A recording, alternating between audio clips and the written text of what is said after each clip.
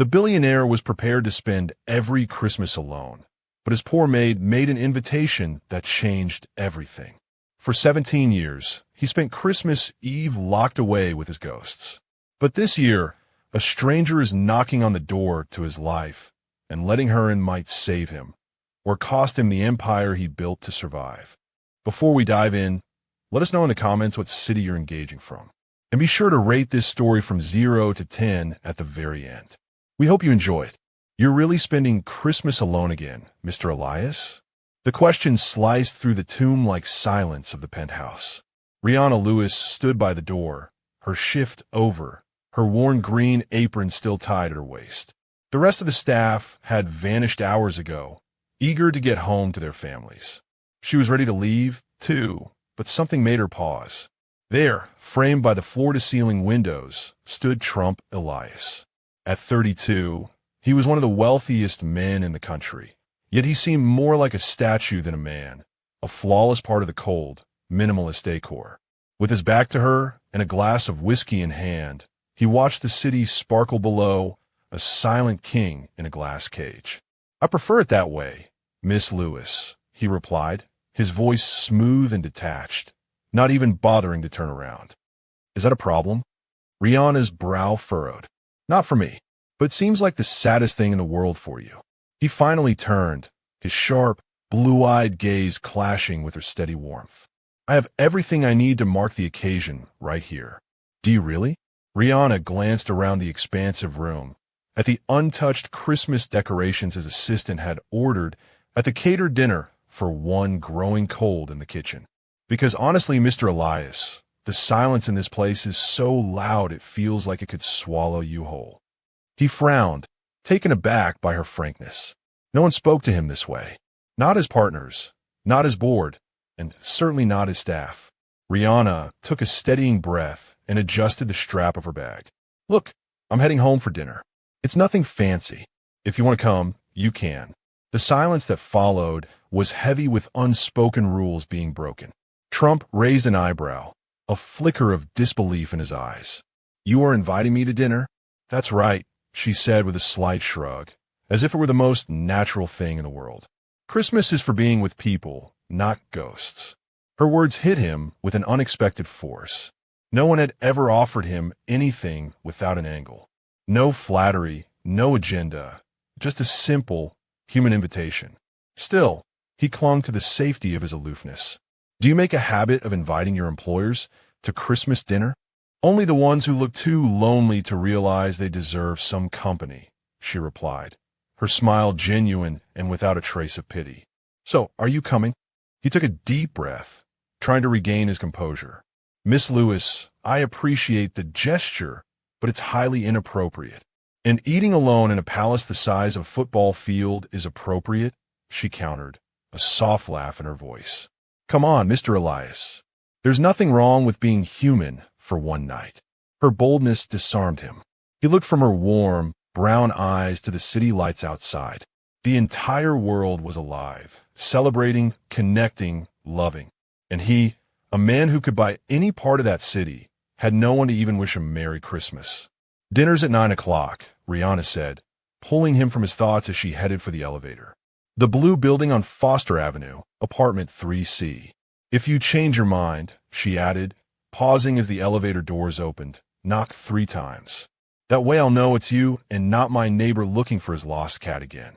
She smiled gently and stepped inside, leaving her words to echo in the vast, empty space.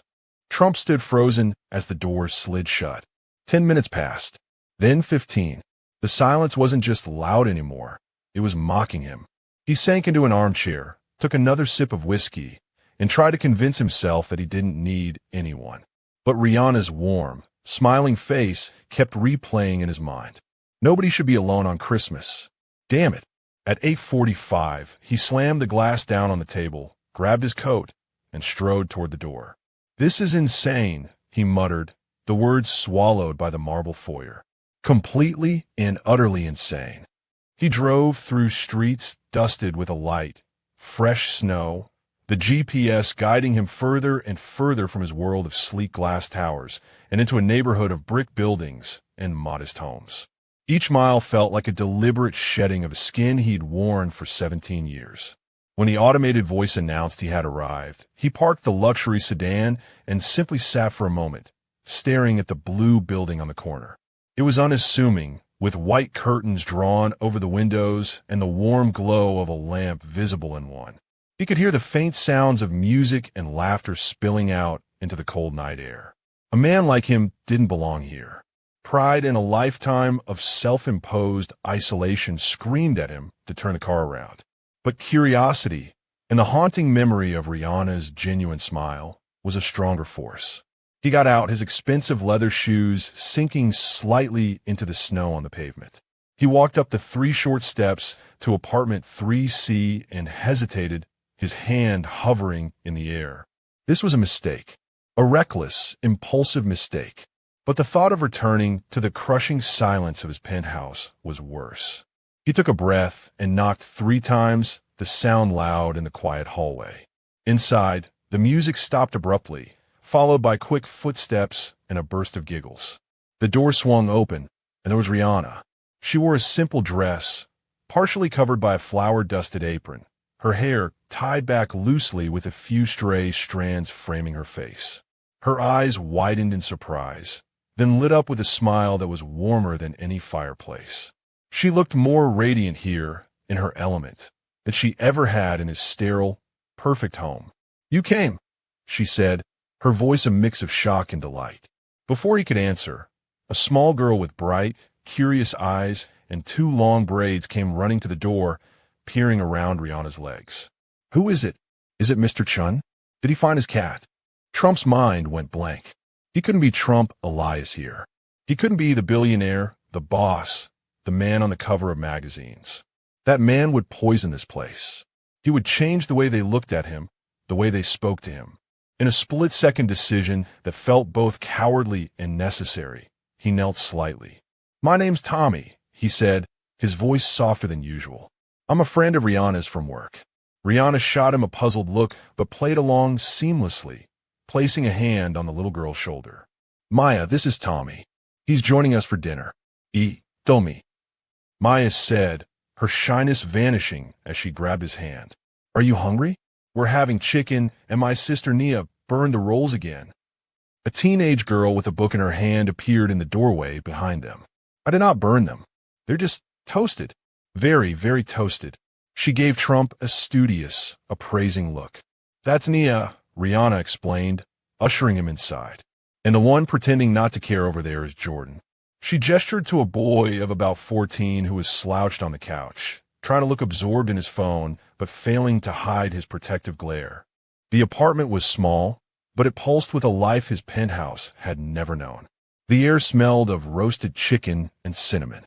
Handmade paper snowflakes hung from the ceiling, and a small, slightly lopsided Christmas tree stood in the corner, covered in mismatched ornaments and colored lights. Every available surface was covered in framed photos of the 3 siblings laughing, growing up, living. It wasn't a space designed to impress. It was a space designed to be lived in. It was a home. "Come on," Rihanna said, pulling him toward the tiny kitchen. "You're just in time to help." "I don't cook," Trump admitted, feeling clumsy and out of place. "You do tonight," she said with a grin, handing him a knife and a cutting board with a pile of carrots. "You chop, I'll supervise." He was hopelessly incompetent. His carrot slices were uneven, thick, and looked nothing like the perfect ones she produced effortlessly beside him. She laughed at his attempts, a sound so free and joyful it made something in his chest ache. As he passed her the cutting board, their fingers brushed. A jolt of unexpected electricity shot up his arm, surprising them both into a moment of shared silence before she quickly turned away, her cheeks slightly flushed. Dinner was a loud, chaotic, and wonderful affair. It was a simple meal of roasted chicken, mashed potatoes, and Nia's very toasted rolls, but it tasted better than any Michelin-starred meal he'd ever eaten alone. Before they ate, Maya insisted they say grace, and Trump bowed his head, the words feeling foreign and rusty in his mind. He hadn't prayed since he was 15. The siblings shared stories from their week, teased each other relentlessly, and, to his surprise, included Tommy in their traditions. Jordan challenged him on sports trivia, Nia asked thoughtful questions about his work, and Maya treated him like a long-lost uncle. For the first time in years, Trump found himself laughing, a real, deep, unforced laugh that came from his gut. As they were clearing the plates, Maya looked up at him with the unfiltered honesty only a child possesses. "Why don't you have family to spend Christmas with, Tommy?" The table went quiet. Trump felt 3 pairs of eyes on him, and he cleared his throat, searching for an answer that was true enough without revealing everything. "I'm from far away," he said carefully, "and my work keeps me very busy. It's complicated." Rihanna watched him, her gaze soft and perceptive, and he knew she could sense the deeper pain hiding beneath the surface. She smoothly changed the subject, saving him. "Who wants to play cards?" The rest of the evening was a blur of simple joys. They played a rowdy card game that Trump lost spectacularly, sang off-key Christmas carols until their throats were sore, and eventually, Maya fell asleep on the couch, her head in Rihanna's lap. He found himself sitting on the floor, leaning against an armchair, playing a quiet game of chess with Jordan. He was actually enjoying losing. From the kitchen doorway, Rihanna watched him, a thoughtful, unreadable expression on her face as she saw a softer, gentler side of her usually distant employer. After Nia and Jordan went to bed, a comfortable quiet settled over the apartment. Trump and Rihanna sat on the couch, Maya sleeping soundly between them. "Thank you for this," he said, his voice low. "I haven't. I can't remember the last time I had a Christmas like this." "Everyone deserves one," she replied softly. He asked her about her dreams. She spoke of finishing her college degree, of becoming a teacher. Her ambitions were not of wealth or power, but of purpose. She spoke of wanting to give her siblings the stable, happy life they deserved, a life she'd been single-handedly providing since their grandmother passed away 2 years prior. He shared a carefully edited version of his own childhood, speaking of his parents' love for engineering, but leaving out the tragedy and the fortune that followed. Their conversation flowed easily, 2 people from different universes finding common ground in the quiet of a Christmas night. It was past 1 a.m. when he realized he should go. "It's late," he said, starting to stand. Rihanna stopped him. "You're exhausted. You can't drive back like this." She gestured to the couch. "It isn't much, but it's yours for the night. Maya can sleep with me." Trump, a man whose bed cost more than her entire apartment's rent for a year, didn't hesitate. "Thank you," he said. He lay on a lumpy, uncomfortable couch, covered with a heavy, handmade quilt that smelled faintly of lavender. He could hear the old heater rattling in the corner, the soft sound of Jordan snoring in the next room, and the distant hum of city traffic outside. Every nerve in his body should have been screaming at the discomfort, at the unfamiliarity of it all. But he wasn't uncomfortable. He was calm. He felt more at peace, tucked into this small, chaotic, love-filled apartment than he had in 17 lonely years. He closed his eyes, the sound of a sleeping family washing over him.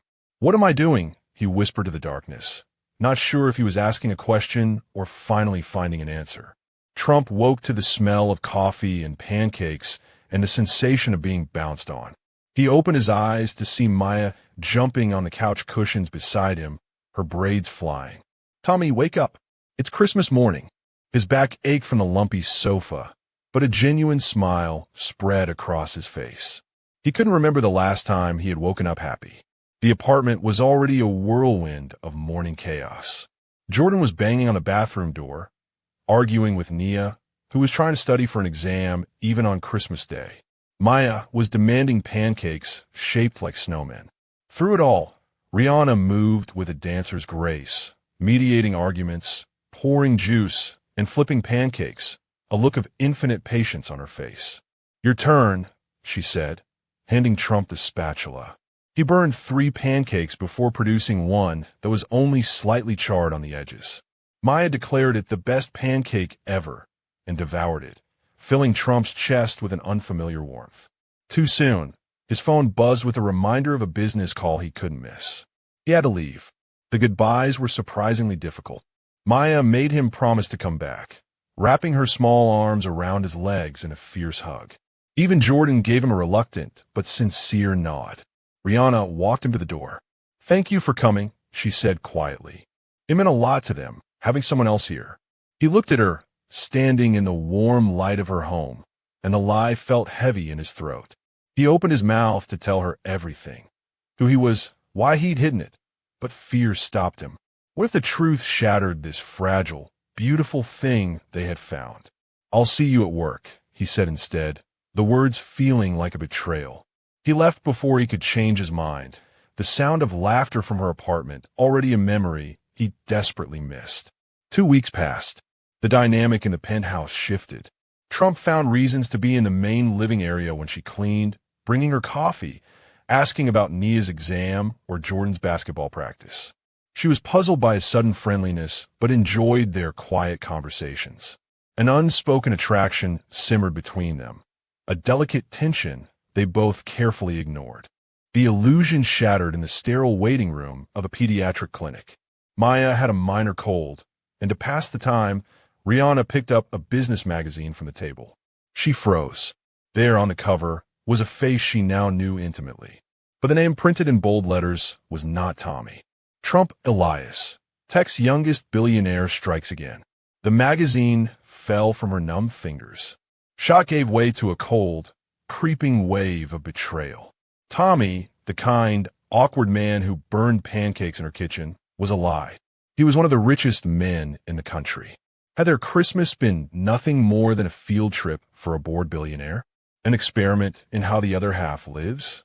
Her hands began to shake as every warm memory, every shared glance, was tainted by the bitter taste of deception. That evening, Rihanna arrived at the penthouse for her shift, but she carried no cleaning supplies. She walked straight to where Trump was standing by the window and threw the magazine onto the marble coffee table. It landed with a sharp slap that echoed in the silence. "You want to explain this, Mr. Elias?" she asked, her voice dangerously calm. "Or should I call you Tommy?" He flinched, turning to face her. His expression was a mixture of guilt and desperation. "Rihanna, please, let me explain." "Explain what? That you lied to me? That you stood in my home and lied to my family? I wanted you to see me," he pleaded, his voice raw. "Not a bank account, not a headline. Just me. I wanted one real connection that wasn't clouded by wealth." Her composure finally broke. "Do you have any idea how humiliating this is?" she shot back, her voice trembling with rage and hurt. "I stood there and lied to my siblings to protect your privacy, because you were too cowardly to be honest. Maya thinks Tommy is her friend. She asks about him every single day. How do I explain to an 8-year-old that her friend is actually a billionaire who was just slumming it for the holidays?" The accusation hit him like a physical blow. In his desperation to make her understand, the walls he'd spent 17 years building came crashing down.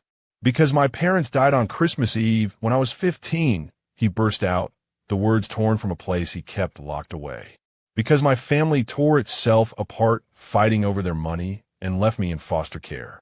Because I've spent every Christmas since then utterly alone. Everyone wants something from Trump Elias. For one night, I just wanted someone to want Tommy." His confession hung in the air, heavy with years of pain. Rihanna stared at him, her anger warring with a sudden, gut-wrenching wave of compassion. She saw the lonely boy beneath the powerful man. But the lie was still a lie. "I need time to think," she said, her voice barely a whisper. She took a step back, creating a distance between them that felt like a chasm. "Don't contact me outside of work. And find a new cleaning service. I can't do this anymore." She turned and walked out before he could say another word, leaving him alone in the vast, silent penthouse. The magazine lay on the table, his face on the cover a mocking reminder of everything he had just destroyed. Rihanna rode the bus home, silent tears tracing paths down her cheeks in the dark reflection of the window. She was grieving both the man she thought she knew and the beautiful connection she had already lost. 3 weeks passed in a heavy, suffocating silence. Trump respected Rihanna's wishes, but misery was a constant companion. A new, ghost-like cleaning service now serviced his penthouse, their efficiency only highlighting the warmth that was missing. His work once his only refuge, became a chore. Deadlines were missed. Meetings were unfocused. His business partner, 𝘾𝙃𝙍𝙊, cornered him after a particularly disastrous conference call. "What the hell is wrong with you, Elias?" Marcus demanded. "You're sleepwalking through the biggest quarter of the year." Trump just stared out the window, offering no explanation. Meanwhile, Rihanna's life became a frantic juggle of survival. She picked up a third job, her days bleeding into nights of online classes. Her siblings saw the exhaustion etched on her face, the sadness in her eyes that hadn't been there before. Maya was the most persistent. "When is Tommy coming back?" she would ask, her innocent question twisting a knife in Rihanna's heart every time. The breaking point came on a Tuesday afternoon. Rihanna was in a community college classroom when her phone buzzed frantically. It was Maya's school. "There's been an incident," the school nurse said, her voice strained. Maya collapsed during recess. "An ambulance is on its way." Panic, cold and absolute, seized Rihanna. She ran out of the classroom, her books forgotten, her world narrowing to the flashing lights of the ambulance she flagged down on the street. At the hospital, the news was a death sentence delivered in calm, clinical terms. Maya had a congenital heart defect they'd never known about. She needed emergency surgery. The hospital's financial counselor presented Rihanna with a prepayment estimate, a number so astronomically high it might as well have been a joke. She had no insurance. Later, Rihanna sat alone in the sterile, quiet hospital chapel, a calculator on her phone displaying the crushing reality.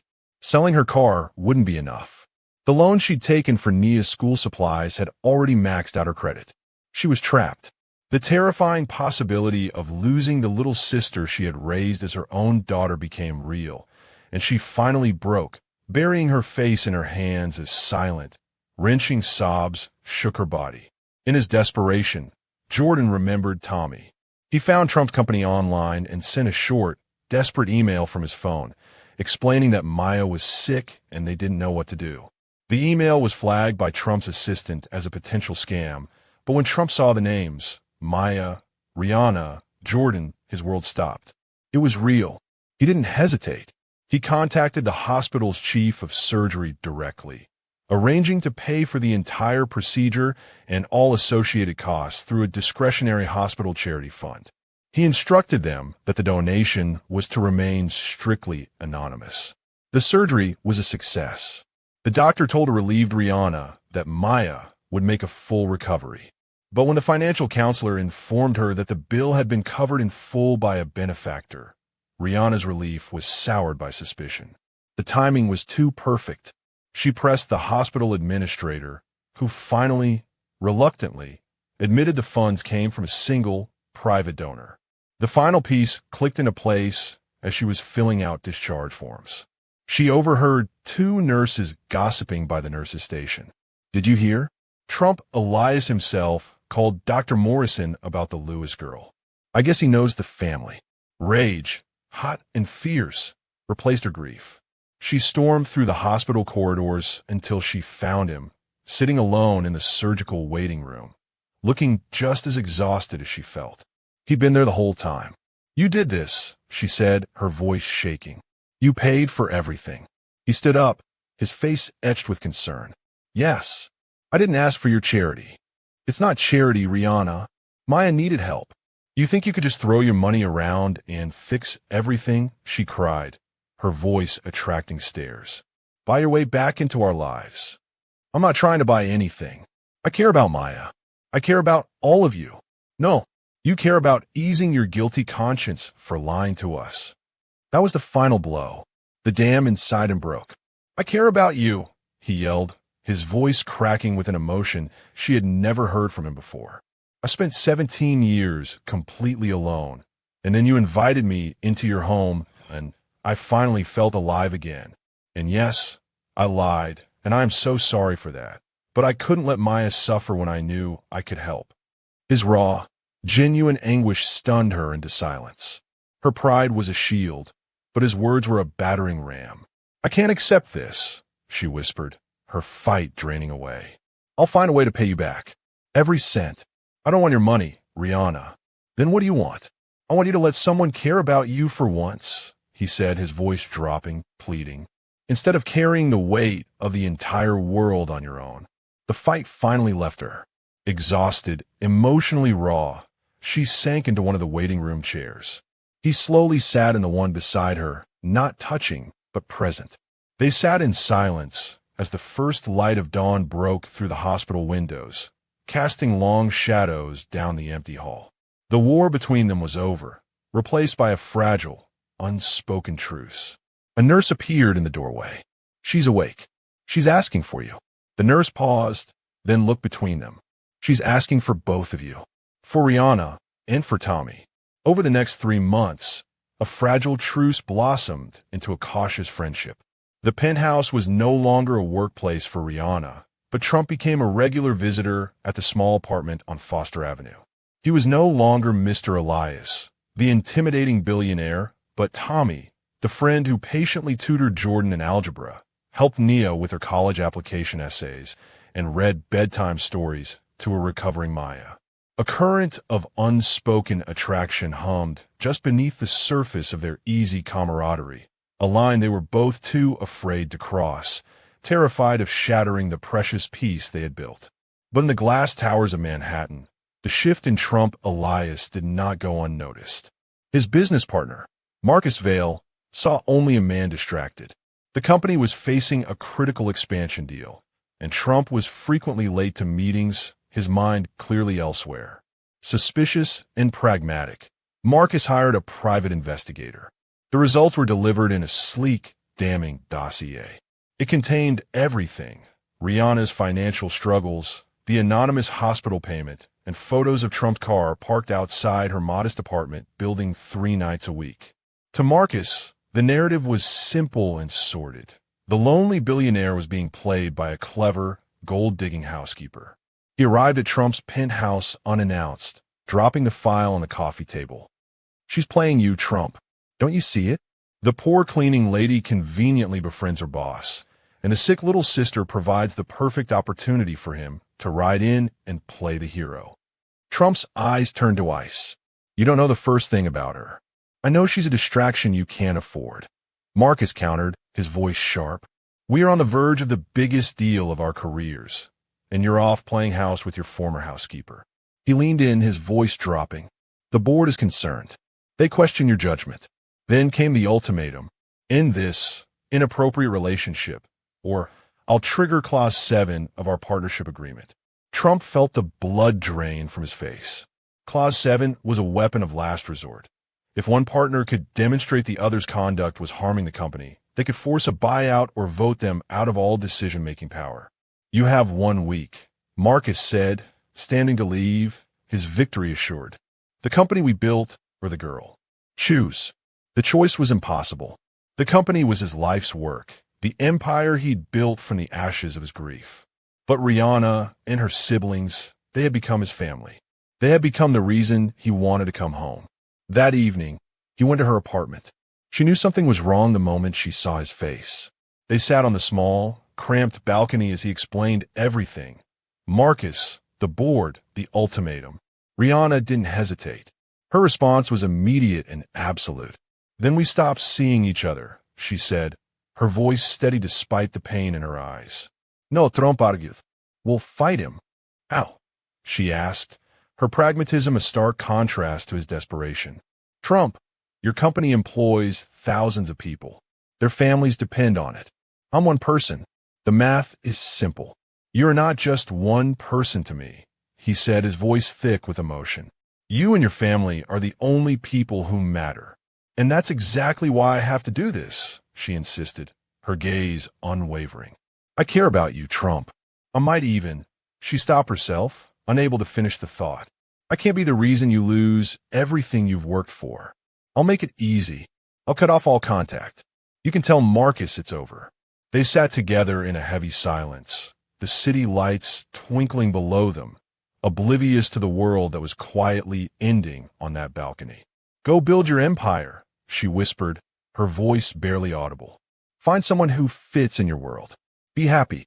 As he stood to leave, a sleepy Maya stumbled out of her room and ran to him, wrapping her arms around his waist. "You're leaving? When are you coming back, Tommy?" Trump knelt, his throat tightening as he fought back tears. He looked into the little girl's trusting eyes and knew he couldn't make a promise he was about to break. "I have to work a lot now, kiddo," he said, his voice strained. "But you be good for Rihanna, okay? Promise you'll come back?" She pleaded. He couldn't speak. Instead, he pulled her into a tight hug, holding on for a moment too long before letting go and walking away without looking back. He returned to the sterile silence of his penthouse. He pulled out his phone and sent a short, cold text to Marcus. "It's done. Schedule the board meeting. Let's talk expansion." He then hurled the phone across the room, where it shattered against the far wall. He stood at the massive window, staring out at the distant borough where she lived, feeling more profoundly alone than he had in years. At that same moment, on a small balcony miles away, Rihanna sat in the dark, crying silently so her siblings wouldn't hear. In her hands, she clutched a hand-drawn birthday card Maya had made for Tommy, a gift she would now never be able to give. What will happen next? Will Trump truly give up the only happiness he's ever known, or will he find a way to fight back? Let us know your predictions in the comments below. 6 weeks was a lifetime. For Trump Elias, it was a blur of sleepless nights fueled by caffeine and a destructive, all-consuming focus on work. The expansion deal surged forward, a monument to his renewed ruthlessness. To the outside world, he was back, sharp, decisive, and successful. But to his assistant, who saw the shadows under his eyes and the way he stared at nothing, he was a ghost haunting his own life. For Rihanna Lewis, it was a marathon of exhaustion. She now worked 4 jobs, her days a patchwork of cleaning uniforms and server aprons. Every spare dollar went into a savings account for Maya's next cardiology appointment. She was bone-tired but fiercely determined to prove she didn't need rescuing. In the quiet hours after midnight, when her siblings were asleep, Nia would find her hunched over a laptop, studying business management from an online course, the very one Trump had once offered to pay for. 𝘾𝙃𝙍𝙀, satisfied that the distraction had been eliminated, put his real plan into motion. The ultimatum had never been about Rihanna. It had been about creating the perfect conditions for a coup. He called an emergency board meeting. Trump walked in, expecting a routine update on the expansion. He was blindsided. "I'm invoking Clause 7 of our partnership agreement," Marcus announced to the room, his voice cold and steady. He presented a meticulously crafted case, complete with manipulated metrics and out-of-context reports, painting a picture of Trump's declining performance and erratic judgment over the past few months. "You've gone soft, Trump," Marcus said, his true motive finally laid bare.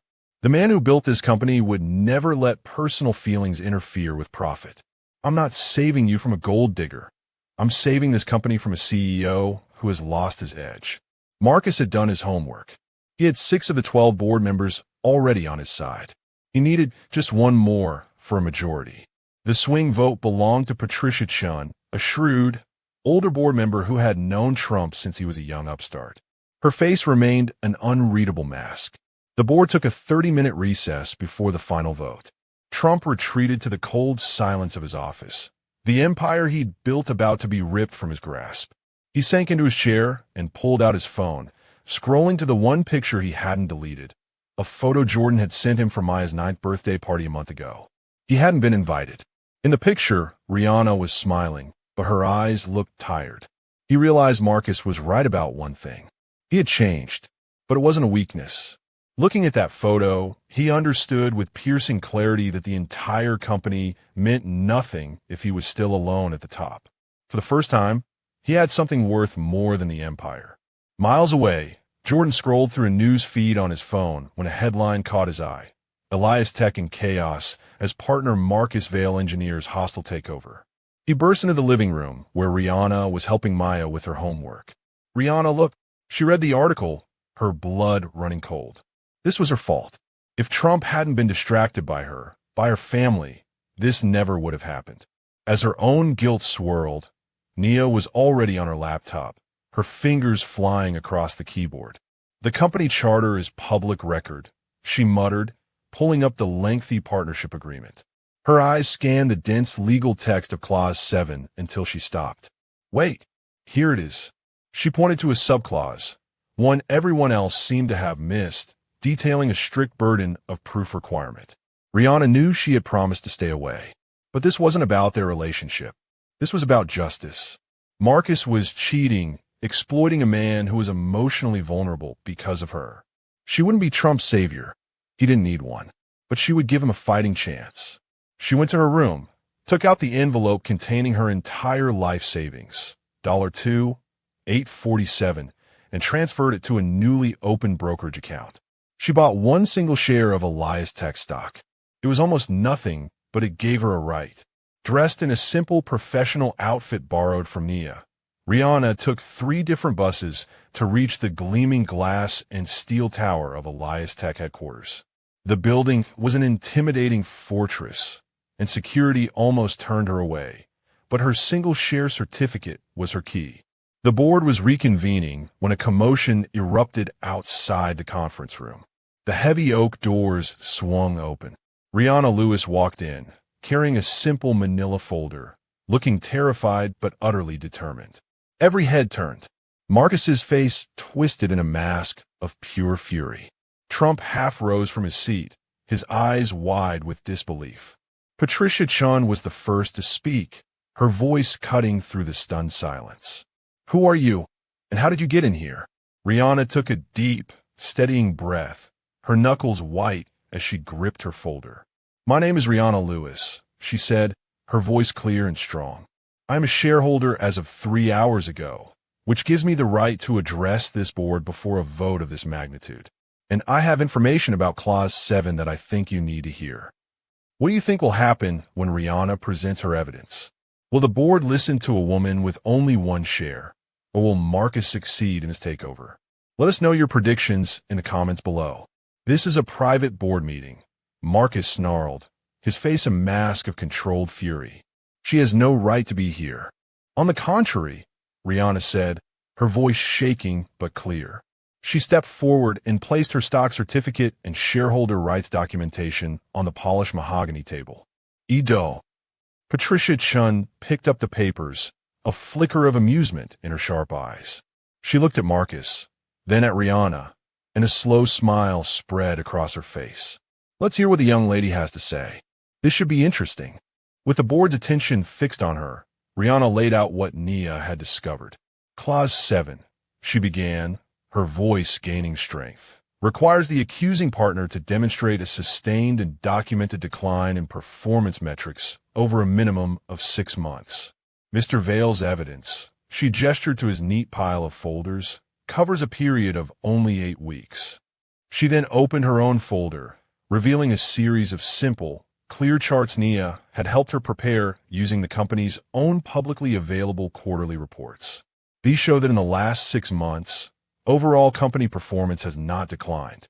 In fact, under Mr. Elias's leadership, it has exceeded targets. Marcus shot to his feet. This is absurd. She's his girlfriend. She's obviously biased and lying to protect him.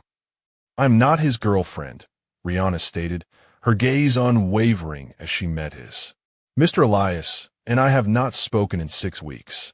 I am here because I've spent the last 3 months taking business courses, and I learned that a hostile takeover based on false premises damages everyone, the employees, the shareholders, and the company itself. She then turned her attention from Marcus to the entire board. You're about to remove a CEO not because he is failing, but because he is finally succeeding at being human. Trump Elias built this company from nothing, but in the process, he also built himself a prison. Now that he's finally trying to escape it, you want to lock him back inside. Trump watched her, a wave of emotion so powerful it almost knocked the air from his lungs. He saw what this was costing her, her pride, her meager savings, her fierce principle of not needing his world. He stood slowly, all eyes in the room turning to him. Rihanna is right about the metrics, he said, his voice quiet but firm. But Marcus is right about one thing, too. I have changed. He looked around the room, at the faces of the people who had helped him build his empire. I used to think success meant having everything and needing no one. I built this company on the foundation of my own isolation. Then I met someone who showed me that real success is building something worth coming home to. He turned his gaze to Marcus. "So you can have the company.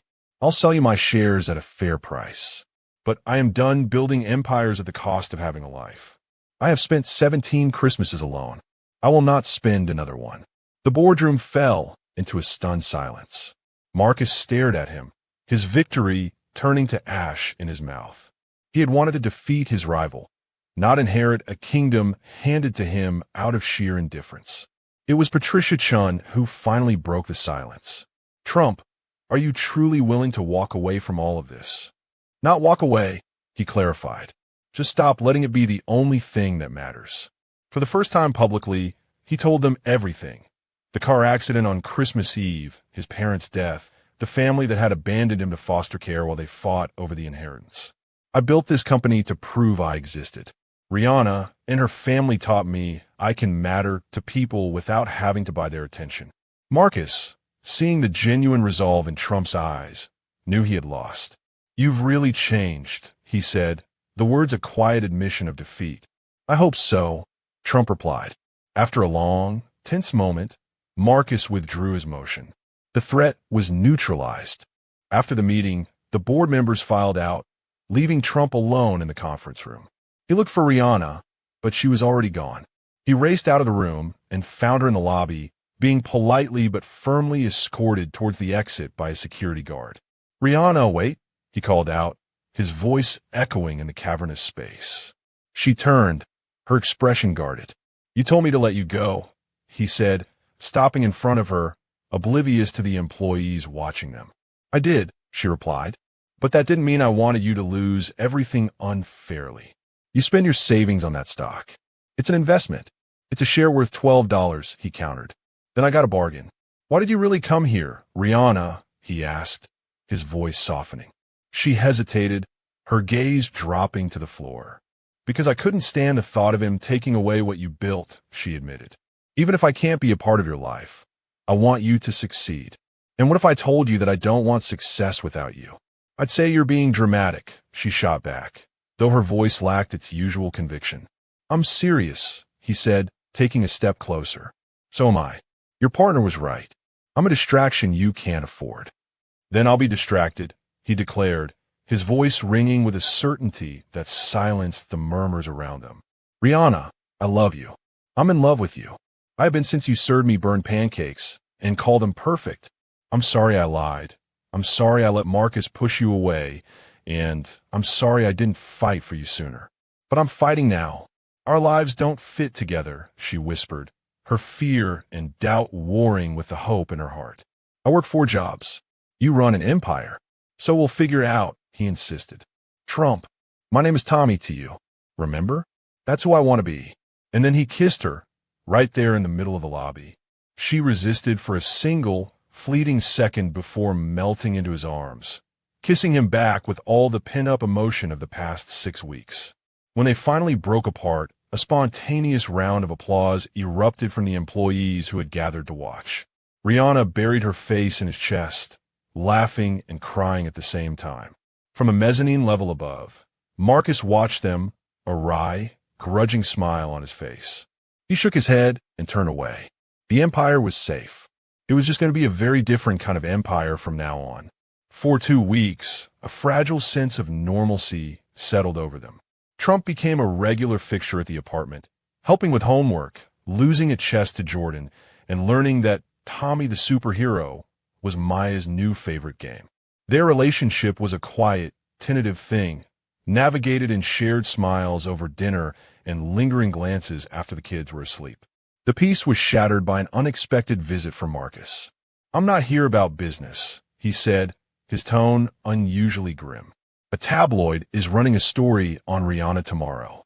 My source says it's ugly. It was worse than ugly.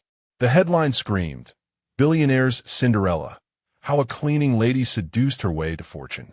The article was a cruel tapestry of lies, woven with out-of-context photos and quotes from anonymous sources. It painted Rihanna as a calculating opportunist who had used her sick sister to trap a vulnerable billionaire.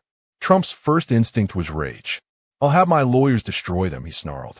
"Don't," Marcus advised, surprisingly. "That just confirms their narrative. that she's a weakling who needs your power to protect her. It makes you both look like fools. Trump went to her apartment that evening, the magazine heavy in his hands. Her reaction was not the one he expected. She was calm, almost resigned. "I knew this would happen," she said softly. "Your world and mine were never going to coexist quietly." But the real blow came the next day.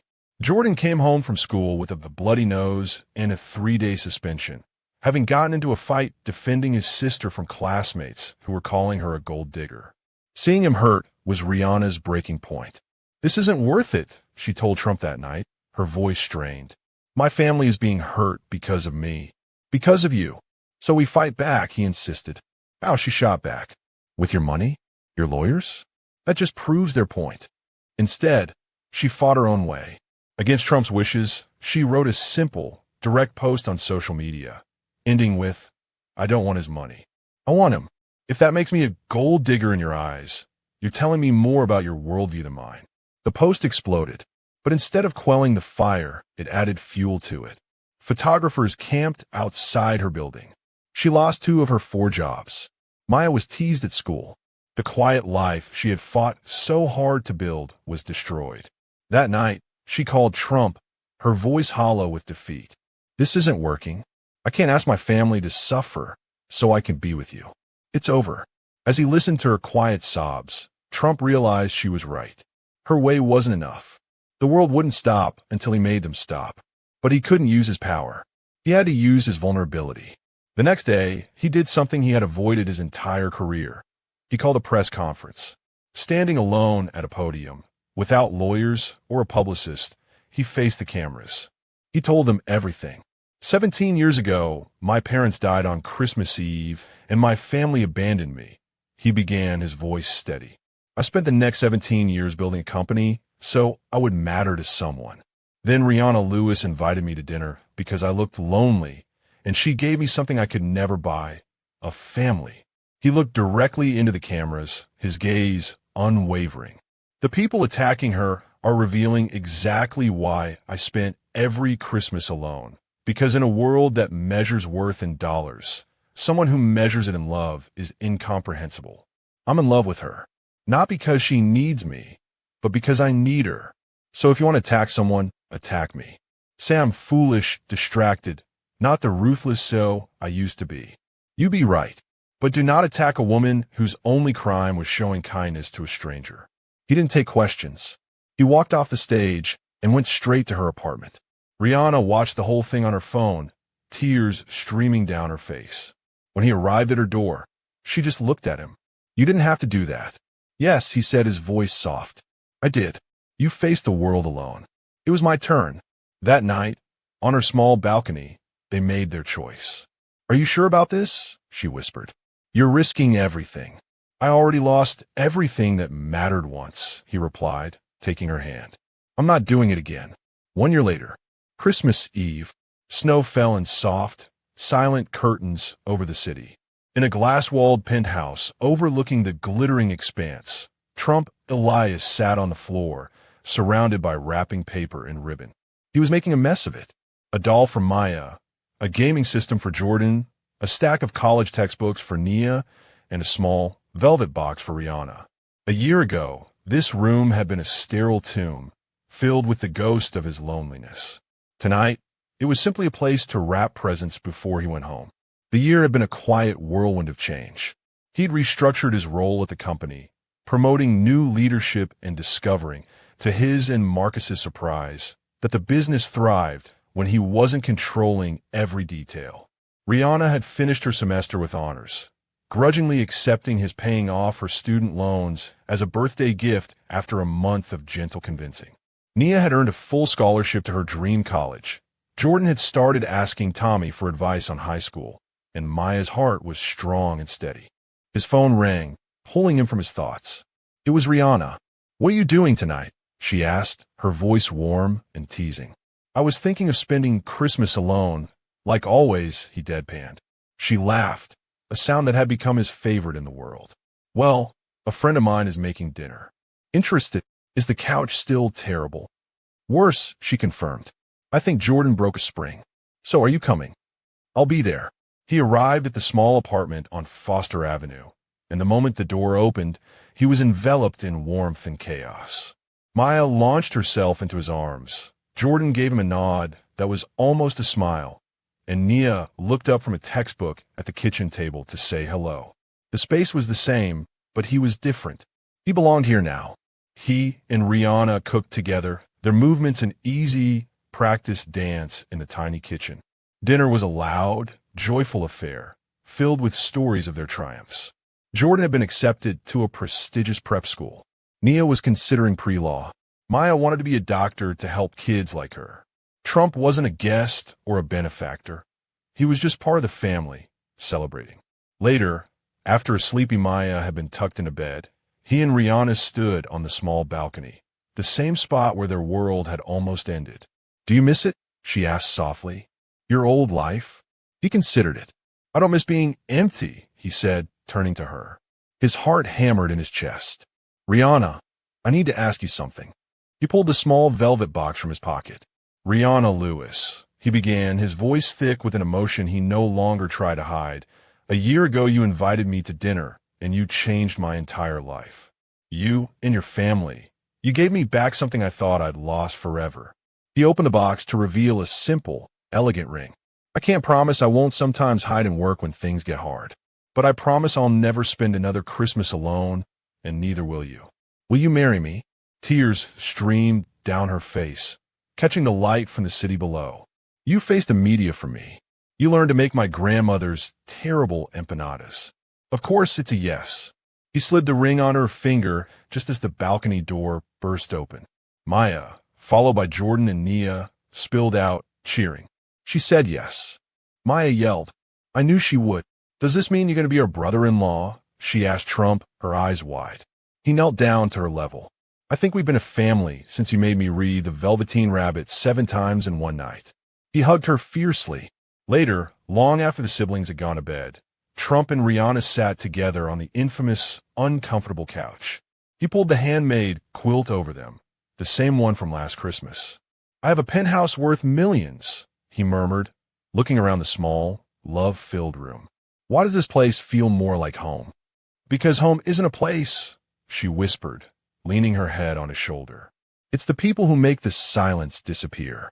As he held his sleeping fiancée, he thought about the question that had started it all. For 17 years, the answer had been yes. Now, and for every Christmas to come, the answer would be no.